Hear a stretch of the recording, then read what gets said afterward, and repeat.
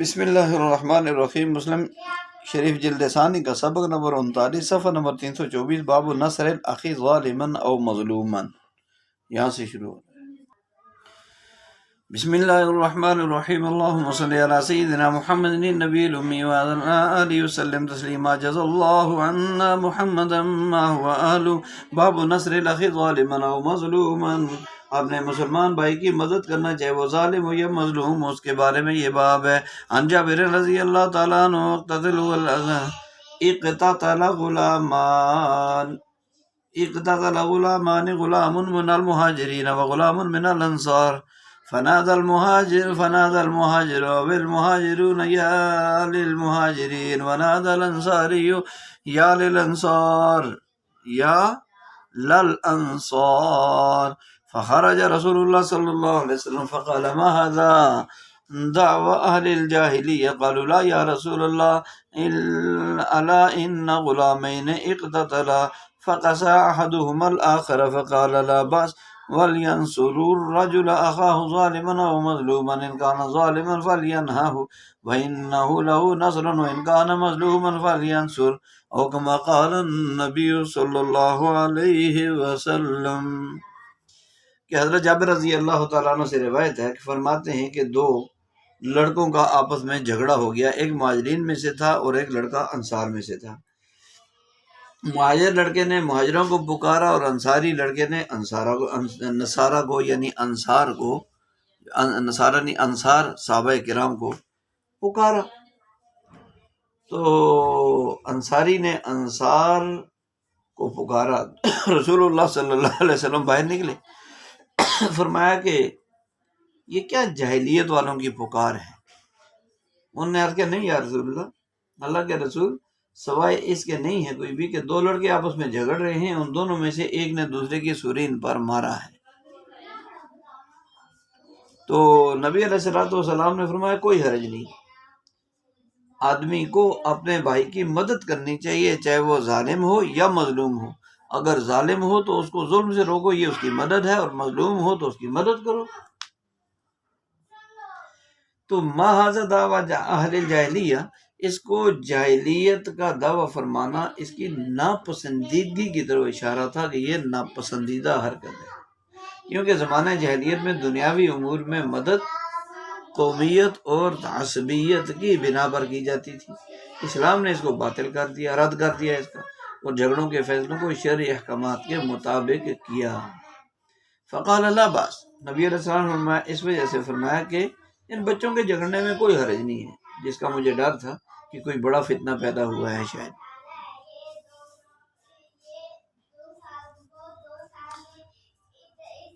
حدثنا سفیان بن عیینہ قال سمع عمرو جابرا رضی اللہ تعالی عنہ یقول كنا مع النبي صلى الله عليه وسلم في غزوة فكسى رجل من المهاجرين رجلا من الأنصار، فقال الأنصاري يا للأنصار، فقال المهاجر يا للمهاجرين، فقال رسول الله صلى الله عليه وسلم ما بال دهو الجاهلية؟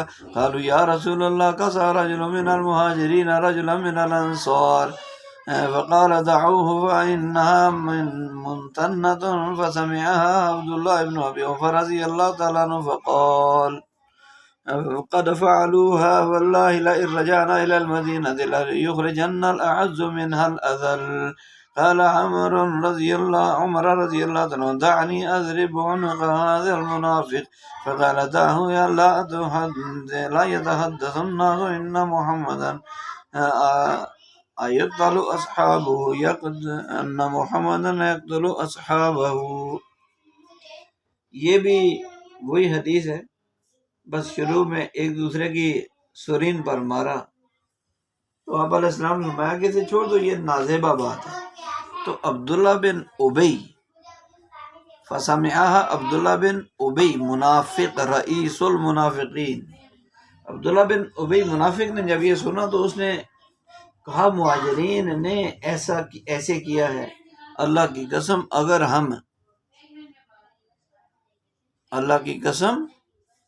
اگر ہم مدینہ کی طرف لوٹیں گے تو ہم میں سے عزت والا آدمی ذلت والے کو وہاں سے نکال دے گا۔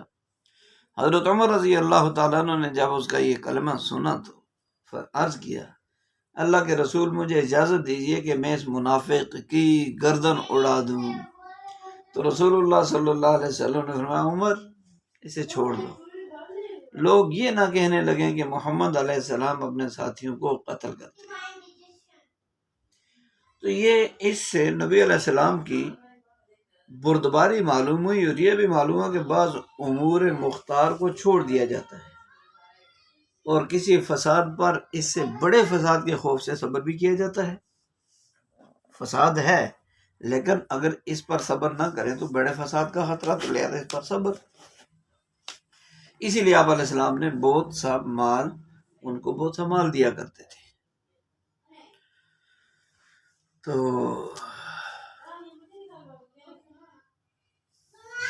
عن جابر بن عبد الله رضي الله عنهما قال قصى رجل من المهاجرين رجلا من الانصار فاتى النبي صلى الله عليه وسلم له القعود فقال النبي صلى الله عليه وسلم دعوها فإنها منتنة قال أين منصور في رواية عمر رضي الله عنه قال سمعت جابرا۔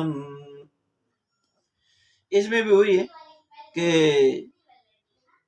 آپ علیہ السلام سے قصاص کے لیے عرض کیا، آپ علیہ السلام سے قصاص کے لیے فسألہ القود، قصاص کے لیے عرض کیا، ٹھیک ہے۔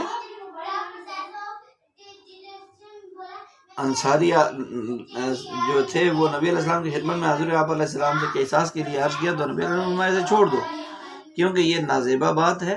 ابن منصور نے کہا عمر کی روایت میں سمیتو جابرن ہے۔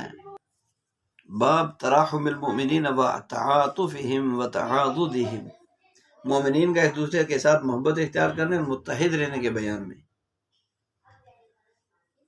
یہ باب ہے۔ عن ابی موسیٰ رضی اللہ عنہ قال قال رسول اللہ صلی اللہ علیہ وسلم المؤمن للمؤمن کالبنیان یشد بعضہ بعضا۔ رسول پاک علیہ السلام نے فرمایا ایک مومن دوسرے مومن کے لیے عمارت کی طرح جس کی ایک اینٹ دوسری اینٹ کو مضبوط رکھتی ہے۔ نعمان بن بشیر رضی اللہ تعالیٰ عنہ قال قال رسول اللہ صلی اللہ علیہ وسلم مثل المؤمنین فی توادہم وتراحمہم وتعاطفہم مثل الجسد اذا اشتكى منه عضو تداعى له سائر الجسد بالسهر والحمى۔ نعمان بن بشیر رضی اللہ تعالیٰ عنہ سے روایت ہے رسول اللہ صلی اللہ علیہ وسلم نے فرمایا کہ مومن بندوں کی مثال ان کی آپس میں محبت اور اتحاد تواد کہ آپس میں توادہم محبت میں اور تراحمہم اور آپس میں اتحاد اور شفقت میں جسم کی طرح کہ جسم کے اعضاء میں سے کسی عضو کو کوئی تکلیف ہوتی ہے، کسی عضو کو کوئی تکلیف ہوتی ہے تو اس کا سارے جسم کو نیند نہ آئے، سارے جسم کو، اور بخار چڑھ جانے میں اس کا شریک ہو جاتا ہے۔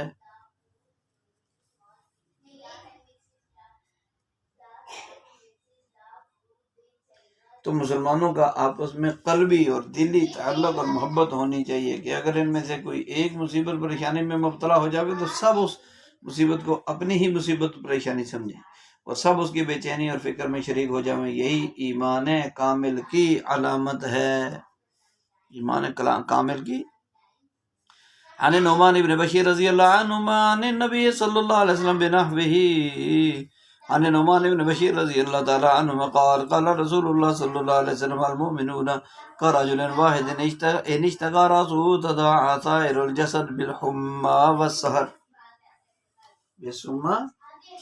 کہ تمام مسلمان مومن بندے ایک دوسرے کے ایک آدمی کی طرح جسم کی طرح کہ اگر اس کا سر دکھتا ہے تو اس کے باقی سارے جسم کے اعضاء بخار اور نیند نہ آنے میں اس کے شریک ہوتے ہیں۔ سحر رات بھر جاگتے رہنا اس کے شریک ہوتے ہیں۔ عن نعمان بن بشیر رضی اللہ تعالیٰ عنہ قال قال رسول اللہ صلی اللہ علیہ وسلم المسلمون كرجل واحد ان اشتكى عينه اشتكى كله وان اشتكى رأسه اشتكى كله۔ کہ آنکھ دکھتی ہے سارا جسم دکھنے لگتا ہے اس کی سرین، اور اس کا سر دکھتا ہے تو اس کا سارا جسم کو تکلیف ہوتی ہے، سر میں تکلیف ہوتی ہے تو سارے جسم میں تکلیف ہوتی ہے۔ عن نعمان بن بشیر رضی اللہ عنہ عن نبی صلی اللہ علیہ وسلم نحوہ۔ باب نہی عن السباب گالی گلوچ کی ممانعت کے بارے میں یہ باب.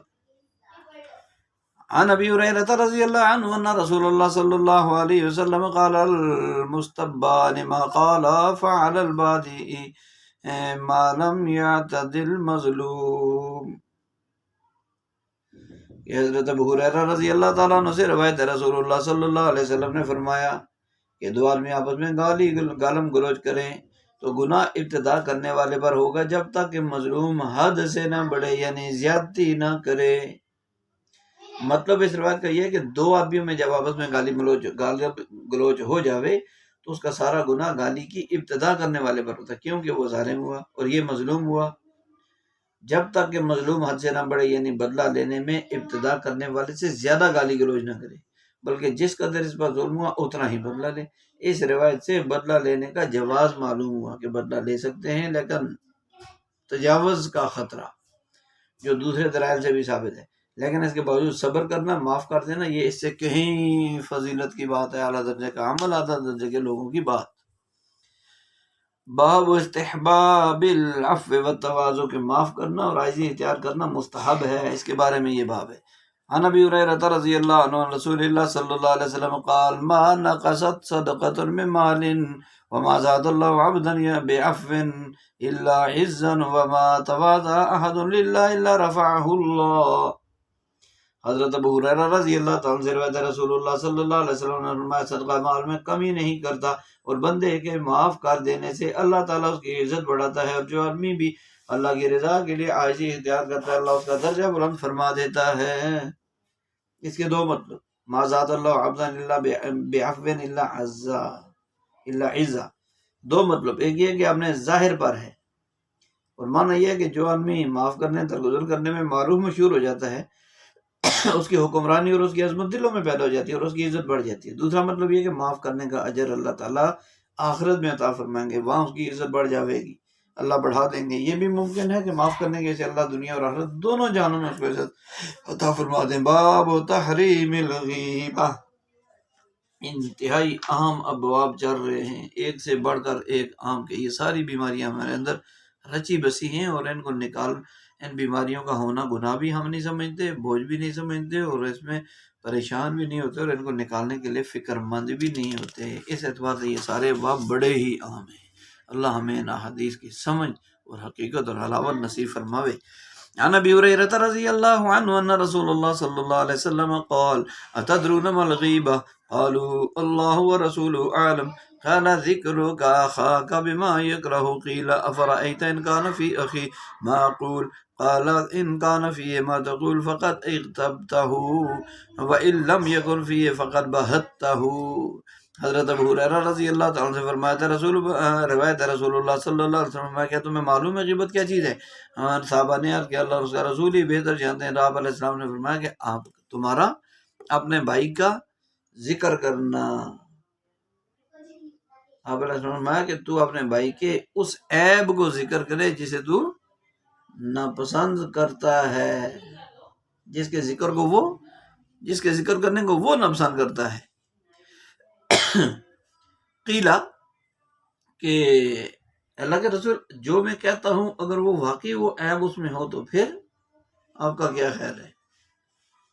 تو آپ علیہ السلام نے اگر وہ عیب اس میں ہے جو تم کہتے ہو تب ہی تو وہ غیبت ہے، ورنہ اگر اس میں وہ نہ ہو تو پھر تو تم نے اس پر بہتان لگایا. تو غیبت کہتے ہیں کسی کی عدم موجودگی میں اس کے بارے میں ایسی بات کرنا جو اس کو بری محسوس ہو، اگرچہ وہ برائی اس میں موجود ہو، اور اگر وہ برائی اس میں پائی نہ جاتی ہو تو یہ بہتان ہے. غیبت بہتان دونوں حرام، اور غیبت کا گناہ تو زنا سے بھی زیادہ سخت ہے. باب بشارت من ستر اللہ تعالی علیہ فی الدنیا بان یستر علیہ فی الآخرہ، اس آدمی کے لیے خوشخبری اور بشارت کے بیان میں کہ جس کے عیب کو اللہ دنیا میں بھی چھپایا اور آخرت میں بھی اللہ اس کے عیب کو چھپائے گا. عن ابی ہریرہ رضی اللہ عنہ ان النبی صلی اللہ علیہ وسلم قال لا یستر اللہ علی عبد فی الدنیا الا سترہ اللہ یوم القیامہ، کہ اللہ تعالیٰ دنیا میں جس بندے کے عیب کو چھپا دیتا ہے قیامت کے دن بھی اس کے عیوب کو چھپائے گا۔ تو اس روایت میں بشارت ہے اس آدمی کے لیے جس کے عیب کو اللہ دنیا میں چھپائے، آخرت میں بھی چھپائے گا۔ آخرت میں چھپانے سے مراد یہ کہ اس کے گناہوں اور عیوب کو اللہ تعالیٰ لوگوں کے سامنے ظاہر کر کے اس کو رسوا نہیں فرمائیں گے، جیسا کہ دوسری روایت میں آتا ہے کہ اللہ تعالیٰ اس کو لوگوں سے چھپا کر اس کے گناہ گنوائیں گے، وہ سب کا اقرار کرے گا اور سمجھے گا کہ میں اب تو ہلاک ہو گیا، تو اللہ فرمائیں گے کہ میں نے دنیا میں بھی تیرے گناہوں پر پردہ ڈالا اور آخرت میں آج بھی میں نے معاف کرتا ہوں۔ اللہ اکبر۔ عن ابي هريره رضي الله عنه عن النبي صلى الله عليه وسلم قال لا يستر عبدا في الدنيا الا ستره الله يوم القيامه، کہ جو آدمی کسی بندے کے عیب چھپائے گا دنیا میں تو قیامت کے دن اللہ اس کے عیب چھپائے گا۔ یہاں پر پردہ پوشی سے مراد ہے کہ جو مندوب یعنی پسندیدہ ہو، یہ اس آدمی کے ساتھ کیا جائے جو فساد پھیلانے میں مشہور معروف نہ ہو، فسادی نہ ہو۔ جو مستحب یہ ہے کہ اس کے عیب کو چھپایا نہ جائے، بلکہ اس کی خبر قاضی اور حاکم کو تک لے جائے اگر زیادہ فساد کا خطرہ نہ ہو، کیونکہ ایسے لوگوں کی پردہ پوشی کرنے سے جرائم بڑھیں گے اور دوسرے بھی ان گناہوں پر جسارت کریں گے، اور اگر ان کو سزا ملے گی تو یہ لوگوں کے لیے عبرت بن جائیں گے۔ باب مدارات من یتقی فحشہ، جس آدمی سے بےہودہ گفتگو کا خطرہ اسے نرم گفتگو کرنے کے بارے میں یہ باب ہے۔ عن ابن المنقذر سمع عروة بن زبير رضي الله تعالى عنهما يقول حدثتني عائشة رضي الله عنها أن رجلا استأذن على النبي صلى الله عليه وسلم فقال إذنوا له فلبئس ابن العشير أو بئس رجل العشير، فلما دخل علي إلا أن له القول قالت عائشة رضي الله عنها فقلت يا رسول الله قلت له الذي قلت ثم أعلنت له القول قال يا عائشة إن شر الناس منزلة عند الله يوم القيامة من ودعه وتركه الناس اتقاء فحشه۔ عائشہ رضی اللہ عنہ بیان کرتے ہیں کہ آدمی نے نبی علیہ السلام سے ملنے کی اجازت مانگی تو آپ علیہ السلام نے فرمایا کہ اسے اجازت دے دو، یہ اپنے قبیلے کا برا آدمی ہے، اس کو اجازت دے دو، یہ آدمی اپنے قبیلے کا برا آدمی ہے۔ تو قبیلے کا برا آدمی ہے۔ جب وہ آدمی آپ کی خدمت میں حاضر ہے تو آپ علیہ السلام نے اس آدمی سے نرمی کے ساتھ گفتگو کی۔ الانا علیہ قول، عائشہ رضی اللہ عنہ کہتی ہیں کہ میں نے عرض کیا اللہ کے رسول، آپ نے اس آدمی کے بارے میں آپ نے فرمایا جو فرما دیا، پھر آپ نے اس آدمی سے نرمی سے گفتگو کی تو آپ علیہ السلام نے عائشہ قیامت کے دن اللہ کے نزدیک لوگوں میں سب سے برا آدمی وہ ہوگا جس کی بےہودگی یعنی بد زبانی کی وجہ سے لوگ اس سے ملنا ہی چھوڑ دیں۔ تو اس حدیث سے معلوم ہوا کہ فاسق مجاہر کی شرارت اور خباثت سے بچنے کی غرض سے اس کی شرارت کا تذکرہ جائز ہے۔ اسی طرح یہ بھی معلوم ہو گیا کہ ایسے شخص کی شرارت سے بچنے کے لیے اس کے ساتھ نرمی سے بات کی جائے تو جائز ہے۔ یہ شخص عیینہ بن حسن فزاری تھا، بعد میں مرتد ہو گیا تھا، پھر مرتدین کی جنگوں میں حضرت صدیق اکبر رضی اللہ عنہ کی فوج نے اس کو گرفتار کیا، پھر یہ آدمی مسلمان ہو گیا اور پھر مرا۔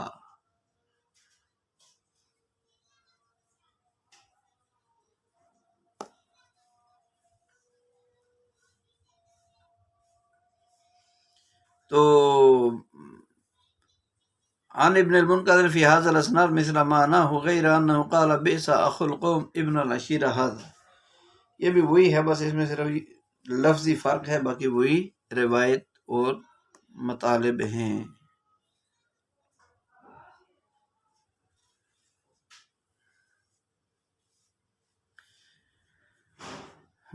باب فضل الرفق، نرمی اختیار کرنے کے بارے میں یہ بات۔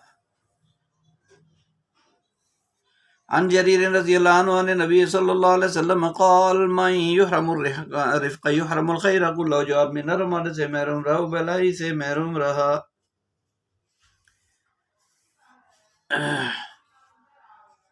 عن عبد الرحمن بن ہلال العنبسی قال سمعت جریر رضی اللہ عنہ یقول سمعت رسول اللہ صلی اللہ علیہ وسلم یقول من یحرم الرفق یحرم الخیر کلہ، رفق نرمی اس حدیث میں نرمی، ان دونوں حدیثوں میں نرمی اختیار کرنے کی اہمیت بیان فرمائی کہ جو آدمی نرمی اختیار کرنے سے محروم رہا تو وہ بہلائی سے محروم رہا۔ معلوم ہوا کہ بہلائی حاصل کرنے کے لیے ضروری ہے کہ انسان اپنے اندر نرمی، مہربانی، ترحم پیدا کرے۔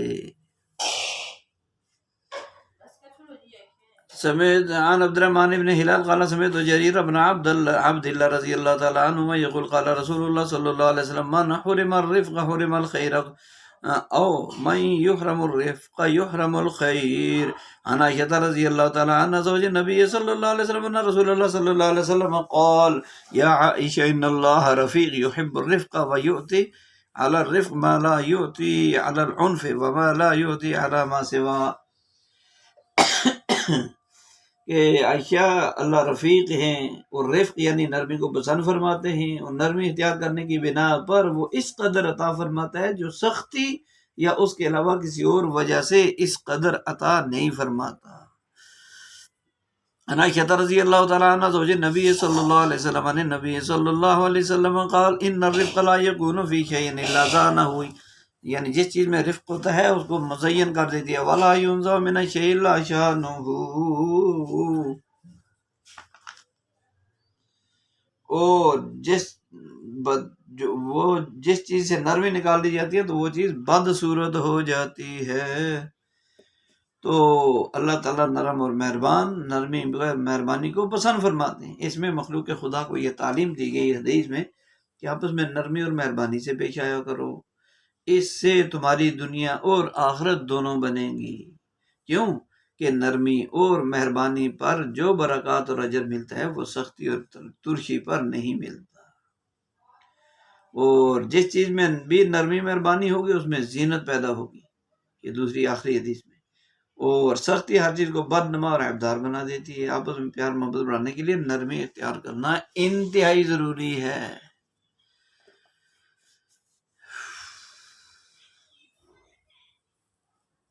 قال سمعت المقدام ابن شريح بن عاني بهذا الاسناد وزاد في حديث راكبت عائشة رضي الله عنها بعيرا فكانت فيها صعوبة فجعلت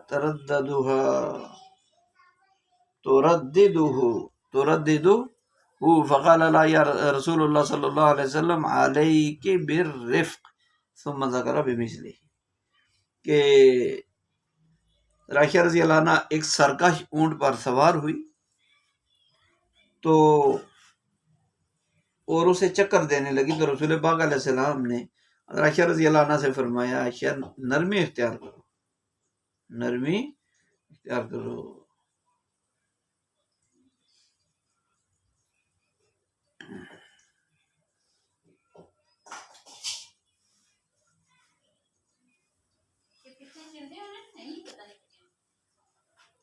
سبحان ربک رب العزت عما یصفون وسلام علی المرسلین والحمد للہ رب العالمین۔ السلام علیکم ورحمۃ اللہ وبرکاتہ۔